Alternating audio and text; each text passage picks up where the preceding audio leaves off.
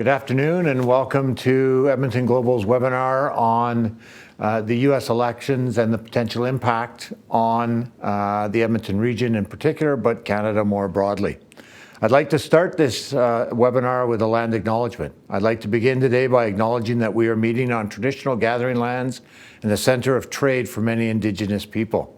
Edmonton Global operates on Treaty 6 territory, and we work to transform and grow our region's economy. We recognize that Indigenous partnerships and voices must be at the table. A couple of quick housekeeping points. We're going to have a guest speaker, James Razat, our person in Alberta.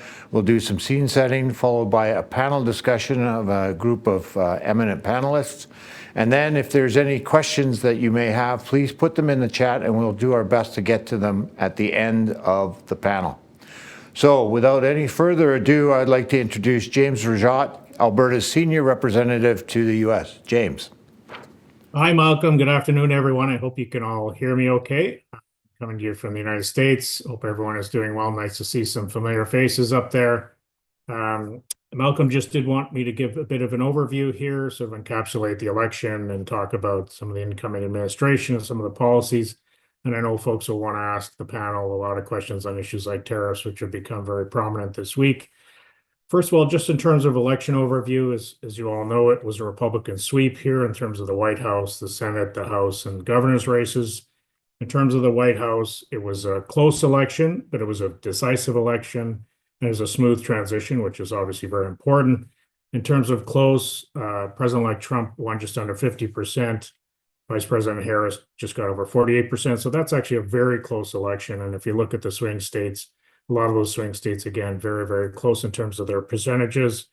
Our view is actually Vice President Harris made it a much closer race. If President Biden had stayed in the race, it would have been a much bigger Republican sweep, both in terms of the White House, the Electoral College votes, and in terms of the House itself. As it was, President-elect Trump won 312 electoral votes to 226. A lot of the main issues, which I know we'll get into because it's formed part of the incoming president's agendas in terms of affordability issues, border immigration as well. In terms of being decisive, so Trump won all of the 7 swing states, which is what all the analysts were watching for. So he won all of those swing states.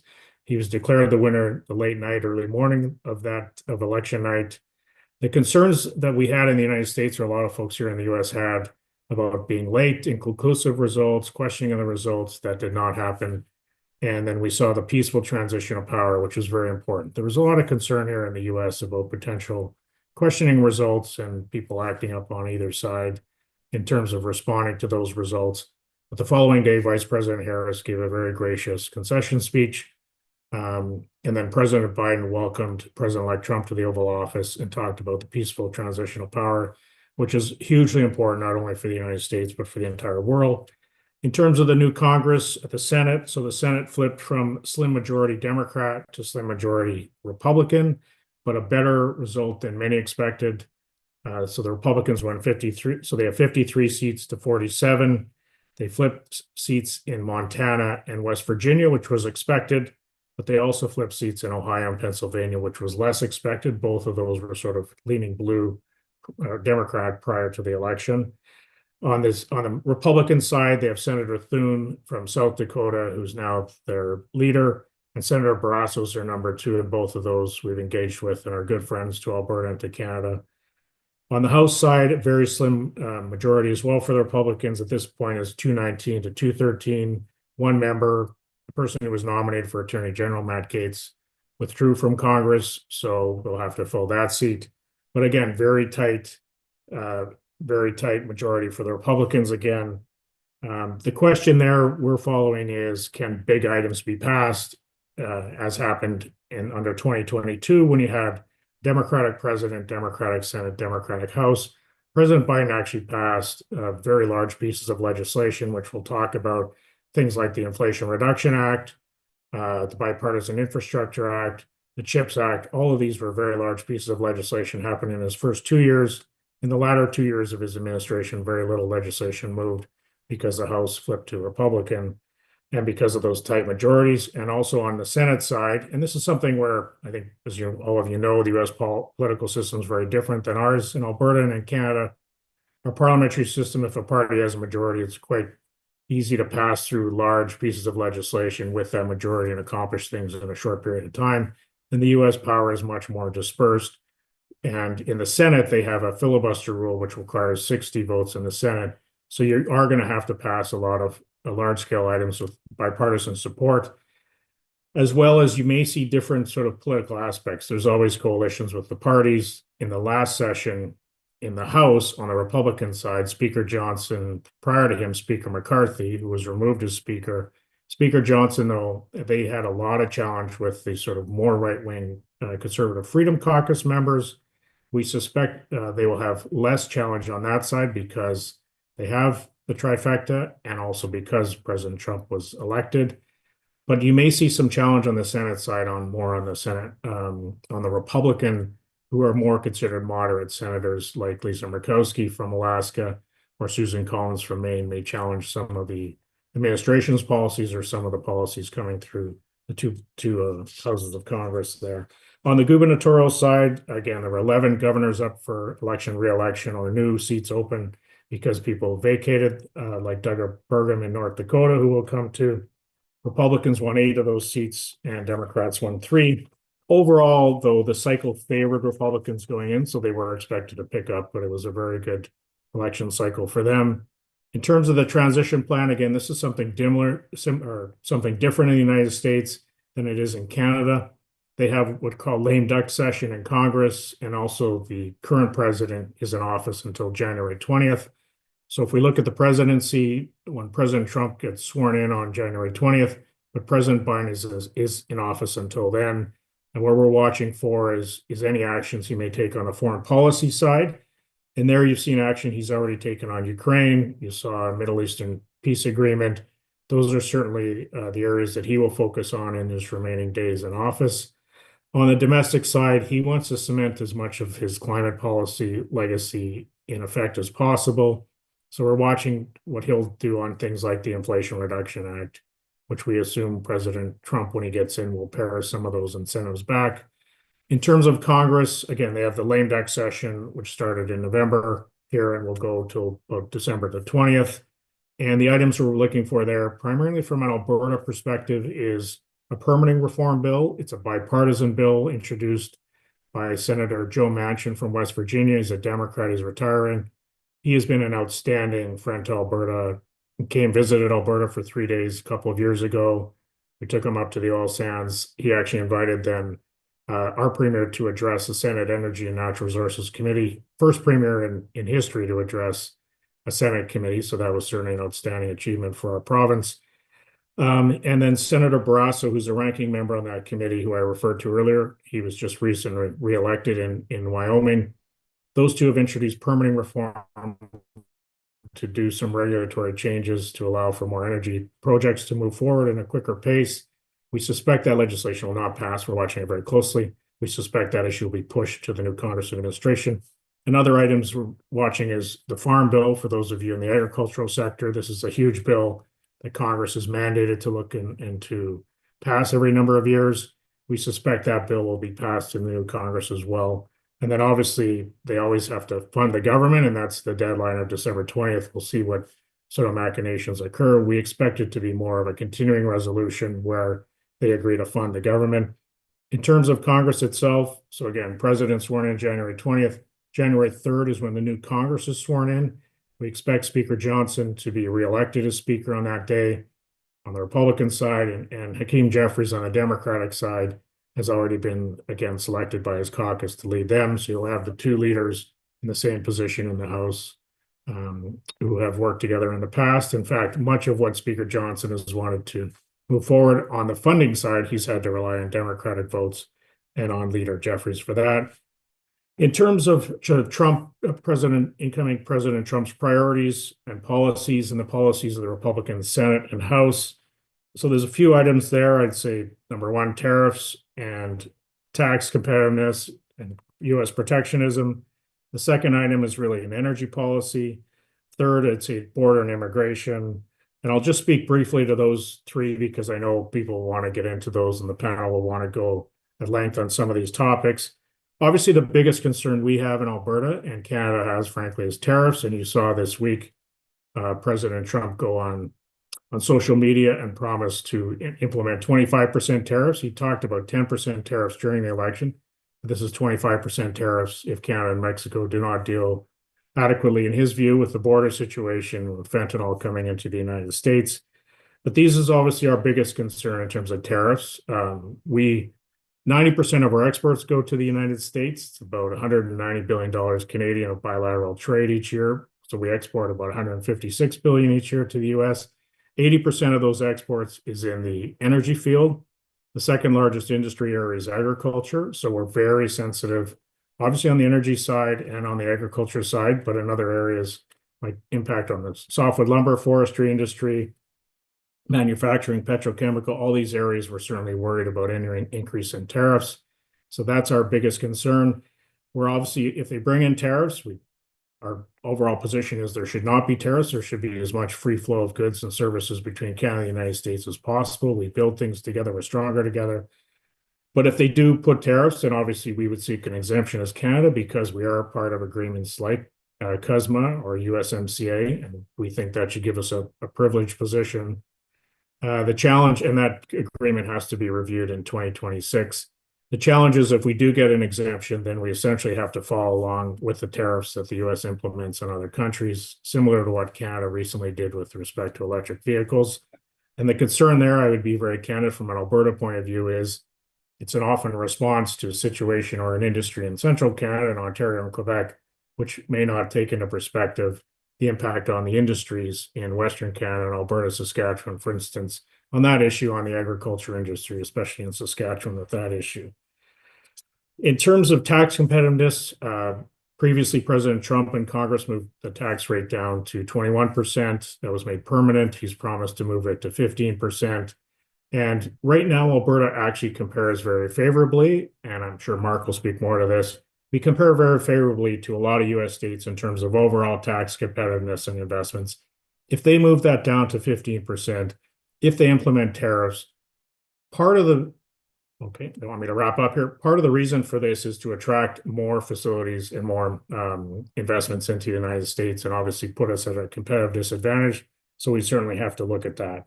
Energy policy, this is our biggest opportunity as a province in terms of increasing our market access, especially for our fossil fuels into the United States. We provide 56% Alberta alone of US oil imports, over 65% of our gas imports. The Premier just recently joined a governor's energy coalition of 12 governors. She's the first non-US state actor to join that coalition. That's very good news for us. On border and immigration, again, huge challenge for us, but also could be opportunities in terms of attracting people in certain sectors like the tech sector, as what happened in the previous Trump administration. Malcolm, I know you wanted me to get into administration. Why don't we leave that maybe for the question and answer period? But at this point, I'll just wrap up and look forward to comments from other panelists and questions and comments from everyone else. Thank you. James, thanks very much for that. Very insightful and actually a great scene setter for our panelists. So it's now my pleasure to introduce the panelists that we have here today. I will note that all the bios were sent out yesterday, so that we're not going to repeat them. I'm just going to name who's on the panel. So the first one is Enzo Barrichello. He's the Edmonton Global Board Chair, as well as a partner at Bennett Jones, and he will be moderating the panel session today. The next panelist will be Dr. Robert Murray, Interim Vice President, Planning and University Relations at Concordia University. The next will be Dr. Greg Anderson. He is a political science professor at the University of Alberta with an expertise in the US. And then finally, as noted by James, Mark Parsons, who's the Vice President and Chief Economy for ATB Financial. So without any further ado, Enzo. Thanks, Malcolm. I really appreciate that. Good afternoon, everyone. I think we'll lead off the question starting off with Greg. How do you think the recent US election outcome will shape Canada-US relations, particularly in the areas of trade and economic policy? Well, as we saw this week, as James noted, Trump and his kind of chaotic governing style has thrown a bit of a Molotov cocktail into the mix. I think in some ways, I guess on the optimistic side of things, I kind of see Canada-U.S. relations moving ahead as business as usual in some respects. This is not a movie that we're unfamiliar with. Having to find, as James noted in his overview, having to find ways to, convince or convey to American politicians and the administration the utility of integrated markets, the kind of the reciprocal qualities of that relationship, the importance of it for people on both sides of the border. Those advocacy activities on the part of the province and the federal government in Washington have been ongoing for many, many years and will need to continue, obviously. Canada and this province are fairly well positioned to continue doing that. They've been doing it really, since 2005 when the Alberta office was established in the Canadian Embassy there in Washington. And they've been spreading some of those offices in satellite offices around the United States, again, in areas of importance to Alberta and Canada, and really making the case that, hey, this is an integrated market, and so what happens at the border is important to both sides of the border. The only thing I would add, maybe a point of difference with what James had to say is I think it's important to go into that advocacy activity at this moment with a recognition that the U.S. administration, the incoming administration, I think sees what has happened in the outcome of the election as much more of a mandate than the numbers might suggest. Remember, in 2020, Joe Biden defeated Donald Trump by 6 million votes. And won the White House. This is unified government. A majority voted for Donald Trump. And I think you've seen the speed with which the incoming administration has put people in place and signaled what it's going to do as they're taking this as a kind of a mandate from the public. And so I think going forward, Canadians need to recognize that, hey, the ground has shifted in the United States. This is not just a very narrow win, and the incoming Trump administration, I think, sees this as a bit of a mandate, and as we need to be aware of that. Thanks, Greg. I appreciate that. Any comments from the panel, or let sleeping dogs lie? If not, we'll lead off with another question to Bob. What are the key economic policies or trade agreements we should monitor closely, in your view, under the new U.S. administration, and how might that impact the Edmonton region in particular? Yeah, all of them is the easy answer. And the reason that I say that is I think it's really important from the outset of what we're seeing is to make sure that we as a country and as a province are approaching these things holistically and the linkages between these things. And so rather than seeing each issue, each sector, each agreement as somehow compartmentalized, everything is going to be interconnected. And we've seen this from Trump in the past, but I think this time there's a far greater deal of organization and strategy behind what we have already seen. I thought James did a really great job of covering some of the sectoral pieces that we're going to be paying close attention to, and all eyes are going to be on USMCA. And we know that USMCA is up for renegotiation in 2026, but I think the moves that we have already seen from the Trump administration, the incoming administration, are signaling they're not going to wait until 2026 for a formal renegotiation of some of the pieces that they want to exert leverage over right out of the gate. So beyond that, I think as well, it's making sure that from Canada's perspective and from Alberta's perspective, and even the Edmonton region's perspective, that we go in eyes wide open and actually building on Greg's comment that, keeping calm and carrying on is going to be really important, getting through this initial, some of the panic that we've seen and some of the hyperbole that we've seen, and making sure that we know that we have our house in order. There's going to be a little bit of a challenge to be able to do that, which is the Trump administration is going to come in knowing that we have, frankly, a lame duck prime minister, and knowing that if there's not going to be an election in the spring, that situation is going to impact our ability as Canada to really leverage any of the conversations, and the Trump administration would seek to take advantage of that.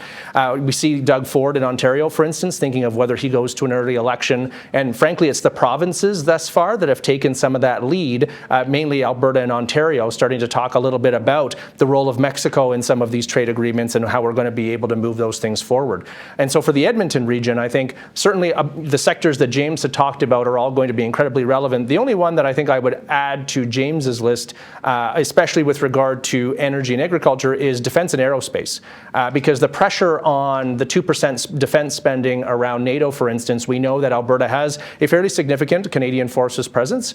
We know here in the Edmonton region with Canadian Forces Base Edmonton, there's the possibility of more of that conversation, that as we as a country agree to ramp up our defense spending, that there's the potential benefit for Alberta that's going to be involved in that. So that's the only piece that I would add above that. But I think approaching these issues holistically and making sure that we're not approaching them as individual negotiations, but rather as a full suite, that a tariff on one thing may actually be trying to achieve an end on another policy issue, is going to be very important for our strategy.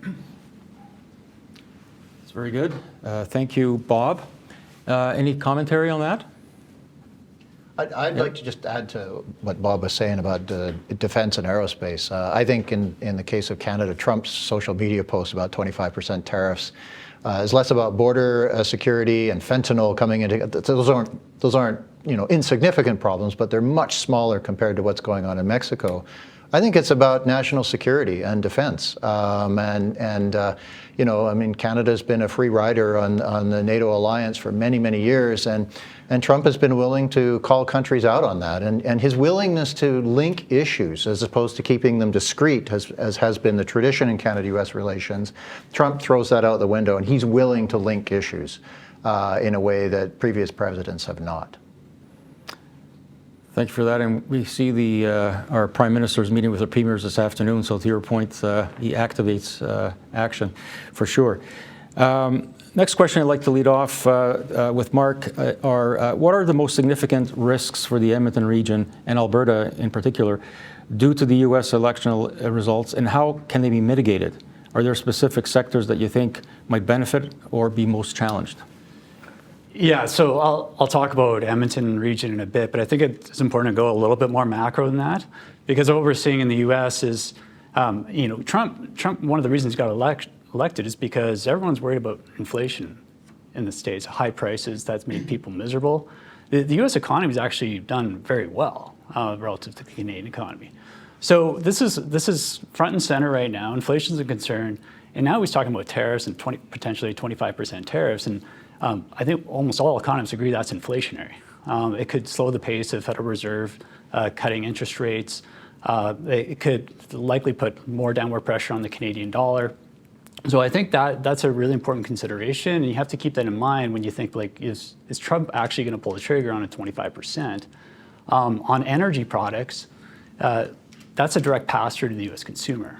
So what we send to the U.S. is oil, primarily, and natural gas. That gets picked up by refineries, and that can either erode margins or get passed through to the consumer. And I think a lot of it will be passed to the consumer. So that's the issue that Trump has to contend with, is he really going to do this on Canadian energy?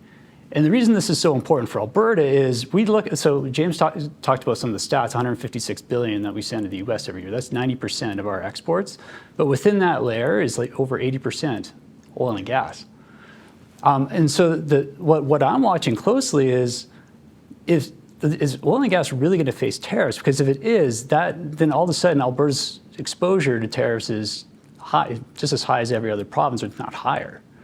If we're exempt, we actually have relatively low exposure. So that's actually a very, very critical question that we're watching closely.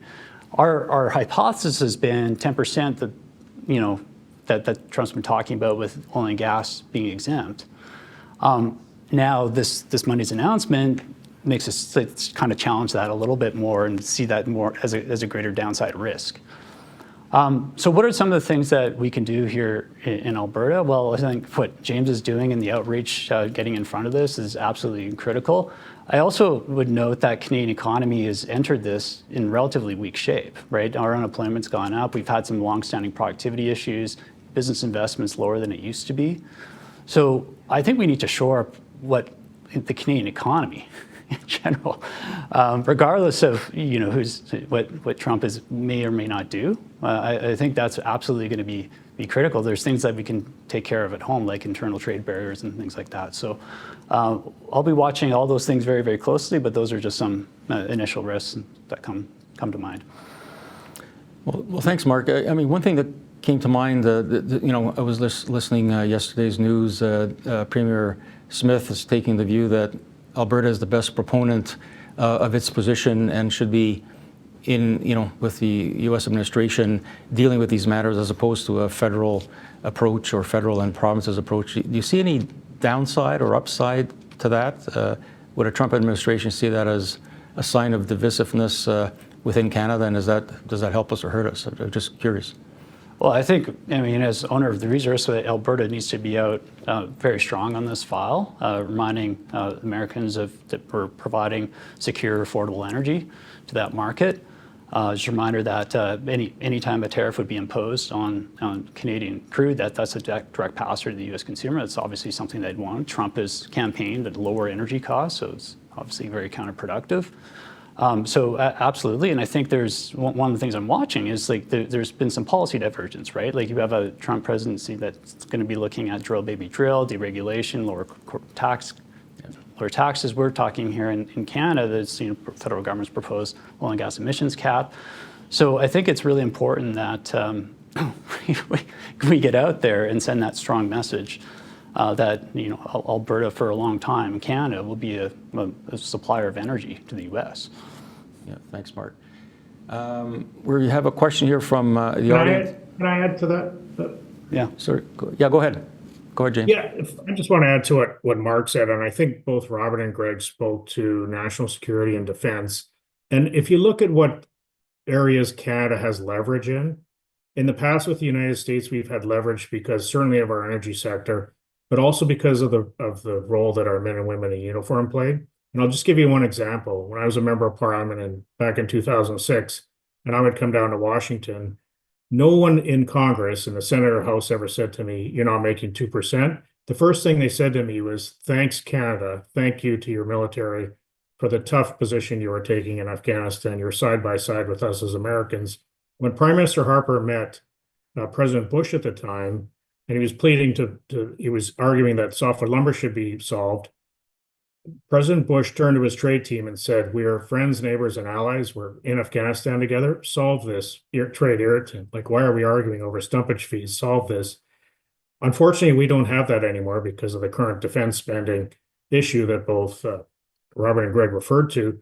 But we do have it on the energy side. And the Team Canada approach is not necessarily us going in as one uniform statement, but the Premier's argument is really go in as Team Canada, but allow our Premier, again, as the owner of natural resource, to make the argument on energy. And that would also involve changing the energy policies in Canada as well. This is a time that actually Canada has to do that to keep pace with the United States. Appreciate that. Thanks, James. And to add to that, James, sorry, I cut you off there. Look, some people say the KXL is a long shot. There would have to be a lot of hurdles to overcome on that on the private sector side. But James maybe want to weigh in on this, that we're talking about market access again to the U.S. And if that actually happens, long term, that would more than offset some of the short term damages from tariffs, providing an outlet for as TMX fills up, having more takeaway capacity egress to the Gulf Coast. Yeah. Sorry, Bob, you were going to comment? Also just add that I think it's important to bear in mind that it is normal for premiers and for provinces to be foreign policy actors. It's not unusual for a premier to take a lead on an issue where it's going to be more specific from that province. And I think the other side of the advantage here that we have right now, and part of the discussion that would be taking place today, is Premier Smith will have more credibility dealing with the Trump folks on energy than our federal government will by virtue of its policies around energy. So Premier Smith and Alberta's policies are going to far more closely align with the Trump administration, which will only help to not just build the relationship, but possibly offset some of the fears around the way that these tariffs are going to be applied. So there is an overall Canadian strategic advantage to letting Alberta take that lead, as long as that lead is part of a holistic Canadian strategy on other issues. That's an excellent point, exactly. Some questions from the audience. Let me just see what's on the screen here. What other global diversification strategy should we use to mitigate risk of depending on only one import-export partner, which of course we do with the U.S.? Any thoughts on that? This is the perennial Canadian problem. Right. getting stuff into the hands of American consumers and getting rich off of it that's as old as Canadian history, right? Yeah. Confederation. So, the challenge that always on that is to what degree do you engage in some kind of homegrown industrial policy, and those are often lost leaders, lots of white elephants on that front. And so, it is a real challenge. The dependence on a single market has always been, fraught. And we're finding out that it requires this kind of full court diplomatic press to try to advocate in a market that is so much bigger, and a political sort of environment that is so much bigger than we find here. And so it's really difficult to penetrate that. It's difficult to get attention in Washington, as James has probably discovered, unless you're a bad actor. You often get attention there if you're creating problems somewhere. And so it's very difficult sometimes to advocate and get traction. The other thing too is that so much of what's of interest to Canada is dealt with in an American bureaucratic setting. I mean, James can maybe speak to this too, but so much of what is of interest to us is dealt with in administrative procedural rules and rulemaking in the U.S. administration. And so often it's not matters of war and peace, but down in the weeds kind of regulatory matters that are of interest to Canadian sectors. Go Well, ahead, I Mark. was just going to say, I think it's very worthwhile to pursue other markets and other trade agreements, and Canada's done that. But the short-term risk staring us in the face right now, is that there's not much we can do that we send 90% of our exports to the U.S. Right, like that's the starting point. Yeah. So it's absolutely critical we figure this out and get that trading relationship as strong as it can be. I'd also note that we are making progress on the energy side, for example, with the Trans Mountain expansion, more shipments going to Asia, so we're getting better pricing on our product there from that perspective, and also a Coastal GasLink, LNG Canada. So on liquefied natural gas side, we're a bit late, but we are moving in that direction. So that I think long term, that's something to look forward to, and it's just reinforcing why we've had some problems with port strikes and getting products to market. We just absolutely need to figure that out. That's critical, and that's under the theme of things we can do regardless of who's in office in the States. There's just a lot we can take care of at home. Yeah, that's crucial. Bob? Bearing in mind geopolitical reality, it takes two to tango. So it isn't as easy as just saying, let's go find another partner that might be interested in this, when we're dealing with a very different global geopolitical structure than we have been in the last decade, with some of the tensions in some of the larger countries in the world that we might want to be selling to. So it is a very complex picture, that it's not as easy to just say, okay, we will move away from the U.S. and we will simply go find another trade partner, we'll sign an agreement, things will flow, and that will stabilize us. If it was that easy, we would have done it many times over the years, and it's incredibly complicated. And it's not just a matter of saying, how do we diversify away from the U.S.? The strategic advantages of dealing with the U.S. has not just been economic. It's common political system, it's a common history, it's common values. And when you're trying to look at trade partners and the way that real free trade ends up working, or any trade relationship, you have to go in eyes wide open. The other thing that I think we have been trying to do in Alberta now for some time is when we talk about some of the other sectors that we focus on. I mean, we're sitting in the offices of Edmonton Global, that's out in the world, of course, still trying to promote energy and energy servicing for the Edmonton region, but taking a look at things like health, like technology and AI, for instance, like manufacturing and advanced manufacturing, and trying to seek those opportunities. But what we know is, first of all, diversification takes a lot of time and a lot of effort. But secondly, being able to even come close to rivaling the threshold that we see in Alberta on energy and energy revenue in any other sector would be so significant that right now it's almost unfathomable to even talk about. So right now it is very much an energy conundrum, but I think we have seen a lot of progress made over the years in the effort to diversify and to start looking at other sectors. I forgot agriculture, by the way, but I certainly don't think that we're nearly at the thresholds yet of talking about what can rival energy. And the other part of that is because the supply chains are so integrated between Canada and the U.S., but by sending products to the U.S. across all sectors, you are actually gaining access to the global market. Yeah. I just want to add one thing about the global context for a second. Sometimes we talk as if Donald Trump invented this kind of economic populism and so on, and that's not the case. He's been more of a vehicle for it than anything else. And I mean, the first real shot across the bow on consensus around the post-war architecture falling apart was the Brexit vote in June of 2016. And before that, you could see this fraying, even among Democrats, about who could be. In 2008, Hillary Clinton and Barack Obama were going at it in the Democratic primary and trying to argue who is more against the NAFTA than the other. And so you've seen this evolving for a long time, and there's nobody that will stump for free trade these days. There's no politician on any part of the spectrum that is in support of that. And so that's also a kind of broader context in which we're trying to deal with these threatened tariffs, is that there's no consensus in favor of liberalization anymore. Yeah, thanks for that, Greg. That's actually a very good point, and a good segue from the audience here, perhaps, is the question: how can we continue to attract international companies like Linde to make major investments in our region if, in fact, that 25% tariff comes to pass? I would start by saying one team approach. Working together is going to be incredibly important. To be able to replicate good results, you want to make sure you're still cooking with the secret sauce that got you those results in the first place. And in eras of uncertainty, the last thing you want is for us to be fractured internally, either as the Edmonton region, either as Canada, and trying to go it alone in some kind of belief that there's going to be greater economic outcomes by taking 50 business cards into the world and trying to trip over ourselves as we approach sophisticated investors and sophisticated companies.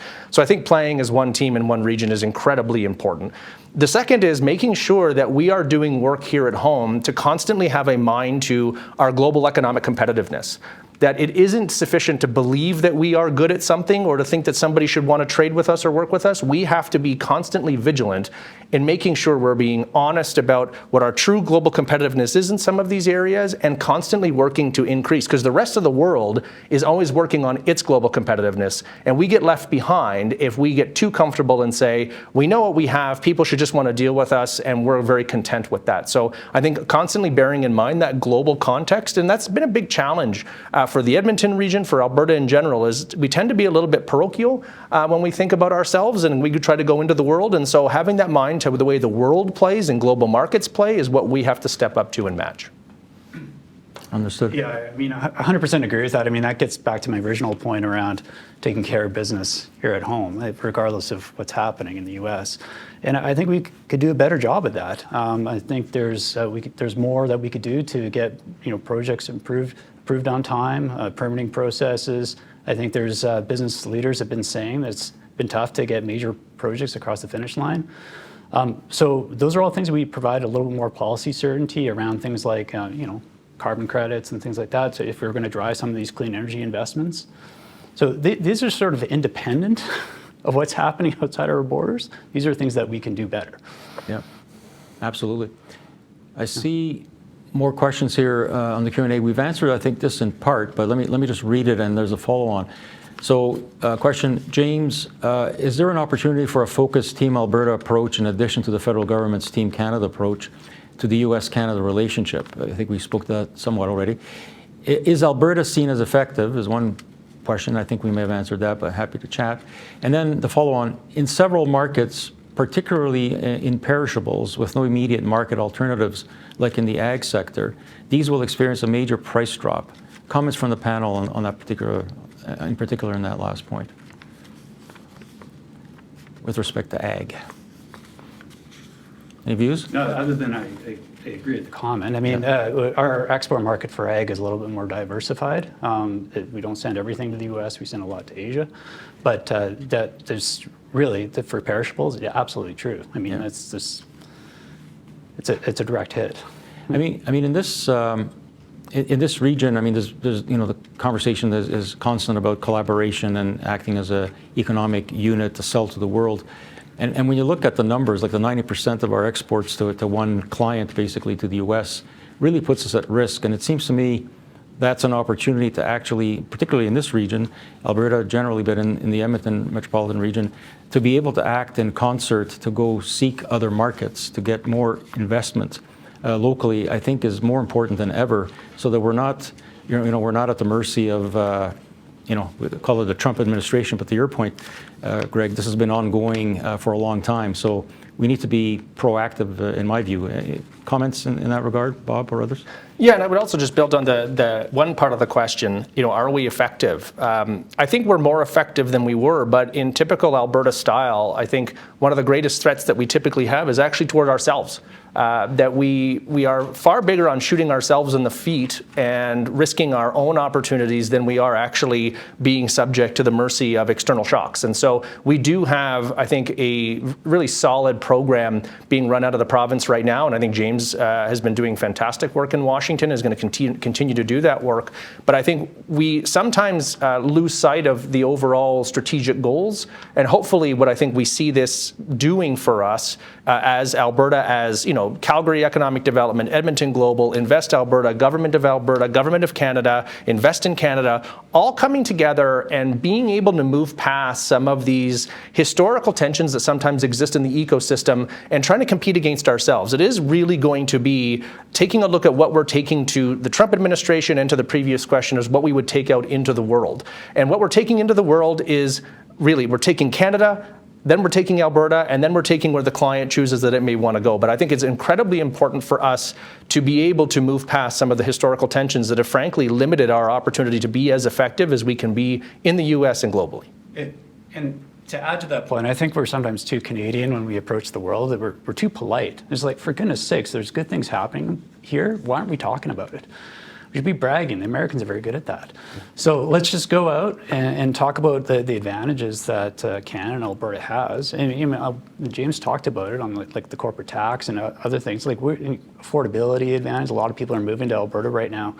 So why don't we talk about that more and get on the same page? But to your point, like if we're all kind of talking in silos, it's not going to work. Precisely. I need to focus on a specific question from Mayor Craddock. How does the difference in the dollar strength affect the tariffs if we are 30% below par?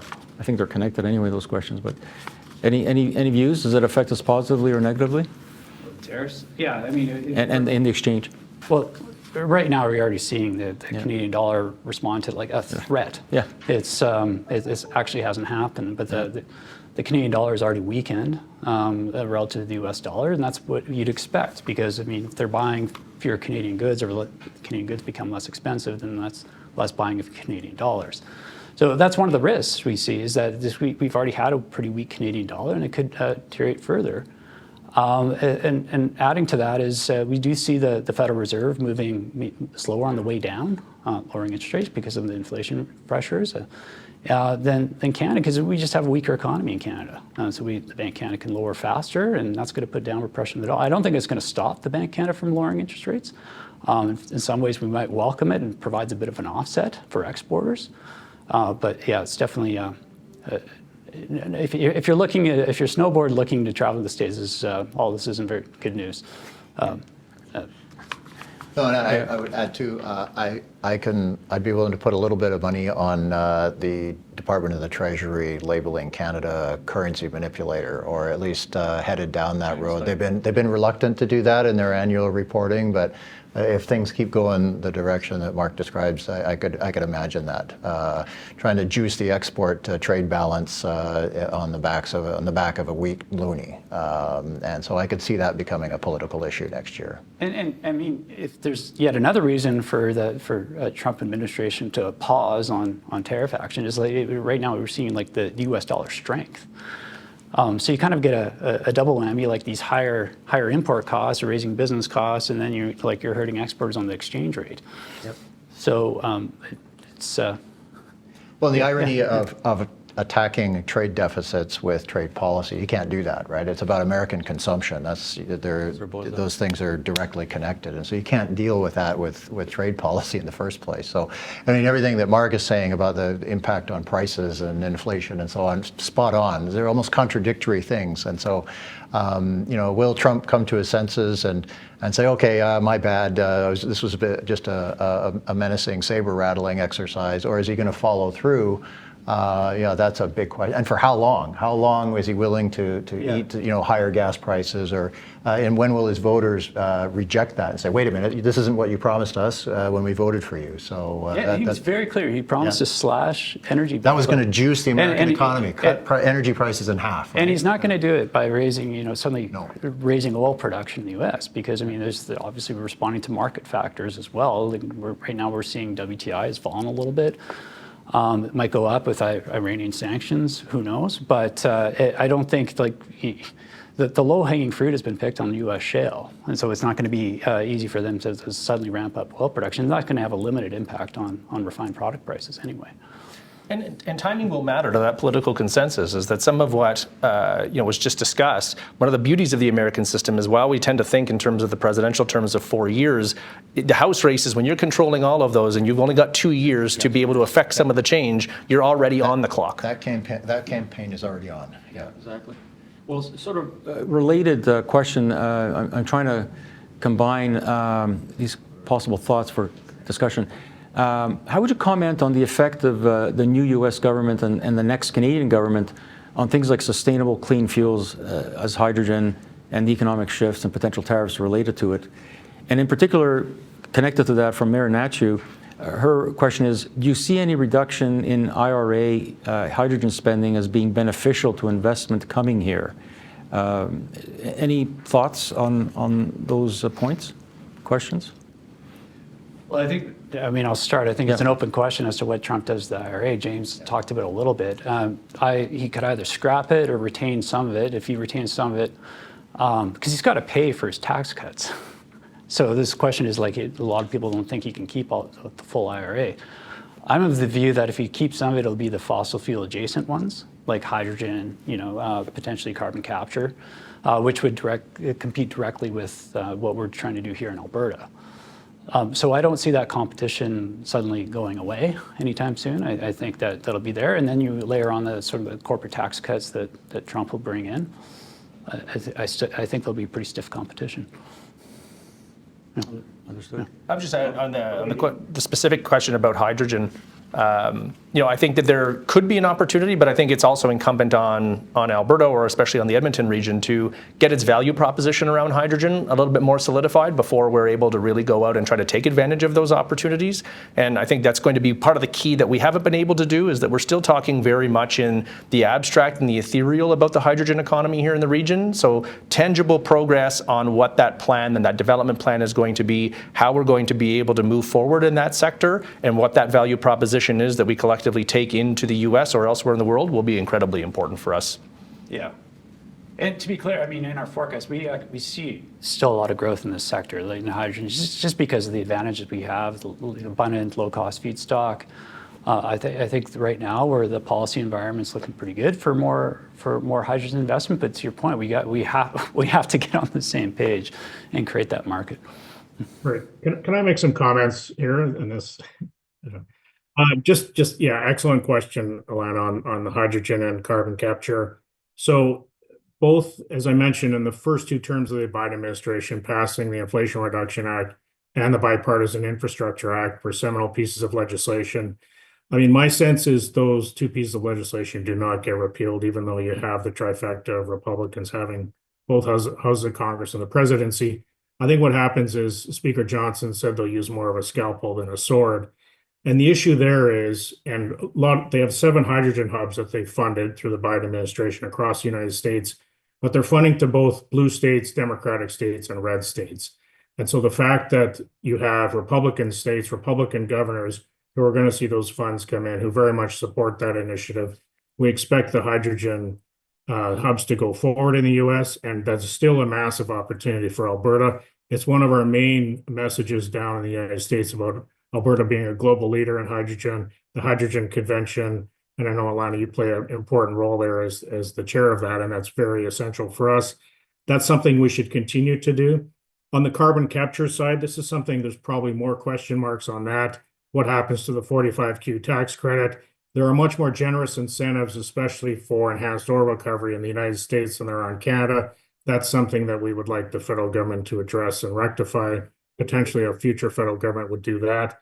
But you did have the largest carbon pipeline Obviously, we have the one with the Alberta Carbon Trunk Line in Alberta, but the largest one in the US was just approved in North Dakota. The governor there right now until mid-December is Governor Doug Burgum. He's very supportive of carbon capture. He learned of what North Dakota did on carbon capture from Alberta and Saskatchewan. He's the incoming Interior Secretary, which oversees a lot of the federal lands and a lot of the permitting issues for the energy sector. As well, he's chair of President-elect Trump's Energy Council, so he'll be overseeing all the energy policies within the administration there.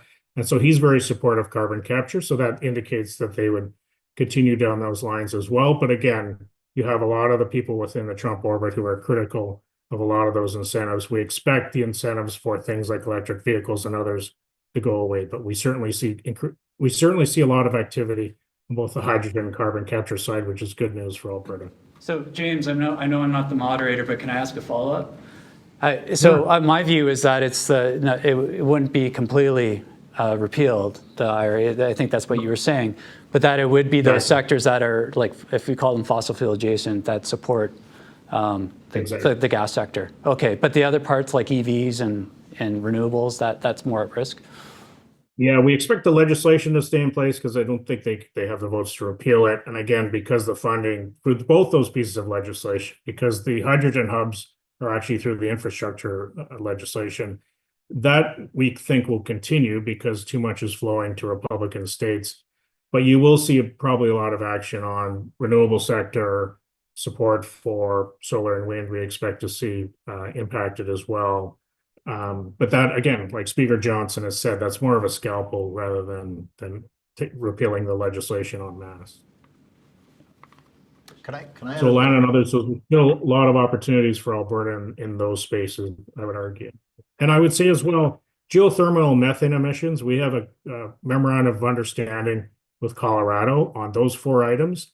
And there's a lot of interest in both Democratic and Republican states on what Alberta has done in methane emissions, reaching our targets 3 years ahead of schedule. And a lot of interest in Alberta, what we've done on geothermal. I believe we were the first province in Canada to implement a regulatory system there. And Colorado Governor Jared Polis actually contacted us to say, we're setting up in Colorado. What have you done in Alberta? Maybe we can learn what you do. We have an MOU now where we collaborate back and forth and share best practices. And actually, Premier Smith will be meeting Governor Polis and other governors at the Western Governors Association meeting upcoming here in December. Thank you, James. Greg, you wanted one quick just comment? wanted to say that one thing in connection with this discussion, one thing to watch is the degree to which the administration relies on executive orders to enact rule changes around the provision or the way the IRA is rolled out. But I also think watch the cabinet appointments and the speed with which they are approved in the Senate, because that is a kind of a barometer for the power that Trump has over the Republican Party and the small majorities. So repeal or not repeal of actual legislation will depend on whether or not they are in lockstep with what the administration wants. Very good point. That's a very important point. There will be a stack of executive orders on day one that President Trump will sign, repealing a lot of President Biden's executive orders. And one of those ones to watch is, I think, what's called a Schedule F executive order, which will declare a lot of the federal civil servants as at-will employees, which could mean that the administration then replaces a lot of those employees with more political appointees. That could be a huge change for the Federal Service in the United States. Thanks, James. Really appreciate that insight. We could go another couple hours here, folks, but we're getting to the end of our time. So some very quick final thoughts, a minute or less each. And apologies to audience questions. We've had tremendous response, and maybe we'll take some of these under advisement and come back to answer some of these questions at a later date. But any final thoughts? Keep calm. I think we're in good position for what we're trying to do right now. And I think it certainly is Alberta and the Edmonton region. There's going to be some really great opportunities coming out of this as long as we play our cards right, act as one team, and really approach this in a holistic strategic way. Greg? Point that Bob made earlier, the 2026 midterms, it's right around the corner, and it's a referendum on the first 2 years. So, yeah. And Mark? I agree. I have to remind myself of this. Keep calm. We shouldn't be surprised by some of the social media posts. We'll expect that to continue, and I'm not going to be changing my forecast every time there's a new post. So just to let folks know about that. I think we're in a good position with James down there, and I think we got to make sure we have the strong advocacy of all of our important sectors, including energy. And on that note, I actually think we'll come out of this relatively unscathed once they come to grips with the true magnitude of the impact if they start putting a tariff on Canadian energy. I just think that would be disastrous for U.S. inflation. I love the positivity. Thanks so much, fabulous panel. Over to you, Malcolm. All right, thanks very much to our panelists, Enzo, Greg, Bob, and Mark, and of course, James and our man across the southern border. Really appreciate those insights, and I just want to say thank you very much for your attendance in this. Lastly, I just want to say thank you to all of the attendees. I hope you found it helpful and useful and insightful. And lastly, I just want to say that there will be a recording for this hour-long session available shortly, and it will be distributed to those that attended, plus on our website. Again, I hope you found this enjoyable. Thank you very much for the opportunity to present.